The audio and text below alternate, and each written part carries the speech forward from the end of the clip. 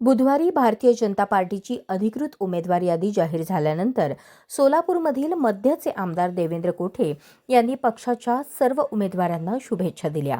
यावेळी त्यांनी पक्षाच्या निर्णयावर पूर्ण विश्वास व्यक्त करत कार्यकर्ते व मतदारांनी एकजुटीने काम करण्याचे आवाहन केले।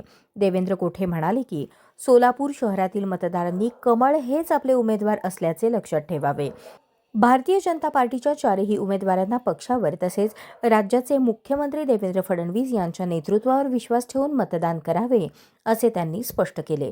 भारतीय जनता पार्टीच्या सर्व अधिकृत उमेदवारी प्राप्त झालेल्या उमेदवारांना प्रथमतः मी मनस्वी अभिनंदन करतो। उद्याच्या निवडणुकीसाठी त्यांना मनापासून शुभेच्छा देतो। या व्हिडिओच्या माध्यमातून मी सर्व सोलापूर शहरातील मतदारांना विनंती करतोय की आपण उद्याच्या 15 जानेवारीला मतदान करताना कमळ हाच आपला उमेदवार आहे हे डोळ्यासमोर ठेवून सर्वांनी आपल्या प्रभागातील भारतीय जनता पार्टीच्या चारही उमेदवारांना पक्षावरती विश्वास ठेवून राज्याचे मुख्यमंत्री देवेंद्रजी फडणवीस साहेबांवरती विश्वास ठेवून आपण सर्वांनी मतदान करावं असं मी विनंती करतो। आज सगळ्यांची अधिकृत उमेदवारी पक्षाकडे जाहीर झाल्यानंतर कदाचित अनेक जण संभ्रम निर्माण करण्याचा प्रयत्न करतील।